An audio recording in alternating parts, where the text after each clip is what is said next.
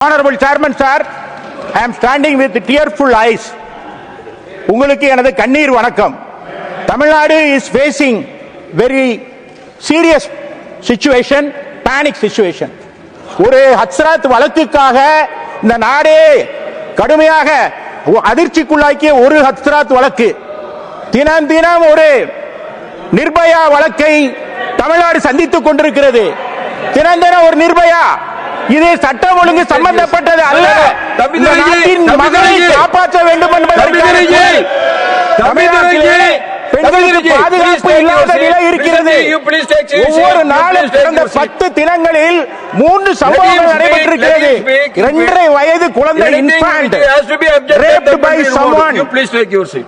மதுராந்தகத்திலே 14 வயது பெண் பைக்கில் சென்று கொண்டிருக்கிற போது ஒரு கும்பல் அவளை தூக்கி சென்று கற்பழித்து தெருவோரம் போட்டு விடுகிறது. சினிமாக்களில் பார்த்திருக்கலாம்.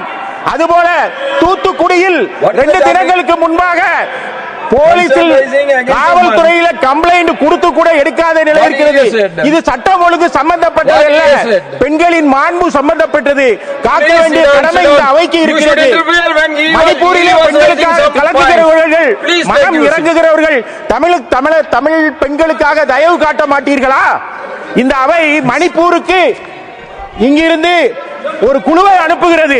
ஏன் தமிழ்நாட்டுக்கு அனுப்பக்கூடாது? மகளிர் ஆணையத்தை அனுப்புங்கள், இந்த நாடாளுமன்ற குழுவை அனுப்புங்கள். அங்கு நடைபெறுகிற அநியாயங்களை, பெண்களுக்கு பாதுகாப்பு இல்லாத நிலை இருக்கிறது. அந்த நிலையை மாற்றுவதற்கு நீங்கள் நடவடிக்கை எடுக்க வேண்டும். வழக்கிலே நாடாளுமன்றம் அவ்வாறு செய்திருக்கிறது. அதுபோல வழக்கிலே நாடாளுமன்ற உள்துறை செயலாளர் அறிக்கை பெற்றிருக்கிறார். ஏன் தமிழ்நாட்டுக்கு மட்டும் கேட்க மாட்டேங்கிறீங்க?